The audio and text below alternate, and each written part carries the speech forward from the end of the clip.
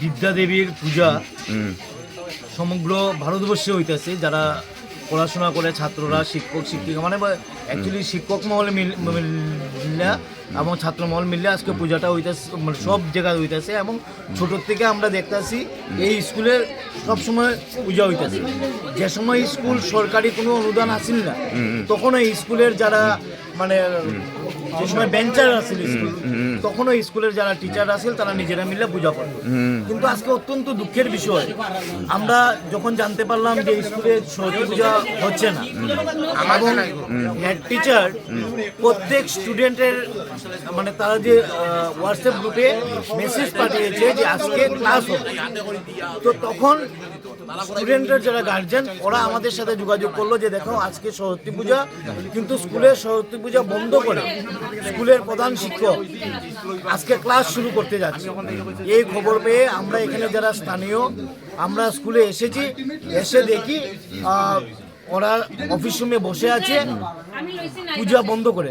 যখন আমরা বললাম যে কেন এখানে পূজা হচ্ছে না, তখন হেড স্যার মানে প্রধান শিক্ষক বলল যে আগামীতে গুণোৎসব থাকায় আমরা এই পূজাটা করতে পারছি না, এবং কোনো টিচারের আমাদেরকে কোঅপারেশন করে না।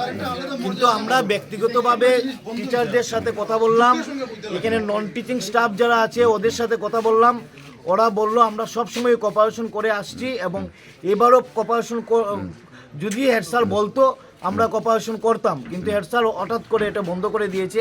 তার জন্য আমরা পাড়া প্রতিবেশী যারা এখানে আছি আমরা এসে আজকে স্কুলে তালা মেরেছি যে স্কুলে সরস্বতী পূজা যখন হলো না তাহলে আজকে কোনো ক্লাসও হতে পারবে না এখানে।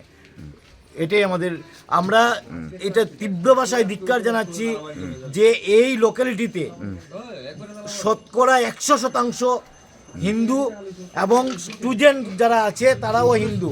আমরা দেখেছি যে মিশনারি স্কুলে সরস্বতী পূজা হয় না, কিন্তু যেখানে 100% হিন্দু সেখানে সরস্বতী পূজাটা একদম মানে বাঞ্ছনীয় করাটা, এবং যেটা হয় না দেখে আমরা আজকে তীব্র ধিক্কার জানাচ্ছি। এবং আমরা ঊর্ধ্বতন কর্তৃপক্ষের কাছে এই স্কুল কর্তৃপক্ষের বিরুদ্ধে আমরা একটা মেমোরেন্ডাম দেব যে কেন সরস্বতী পূজাটা হলো না, এবং এটা ওদের উপরে আমরা ছেড়ে দেব যে ওরা কি অ্যাকশন নেয়।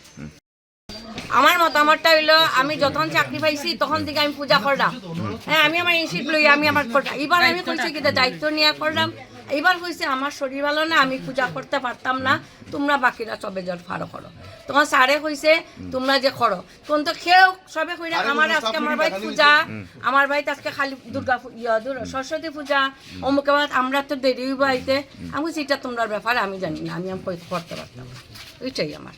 যিকোনো খবৰৰ বাবে যোগাযোগ কৰক 7099017330 লগতে 7099017110 নম্বৰত।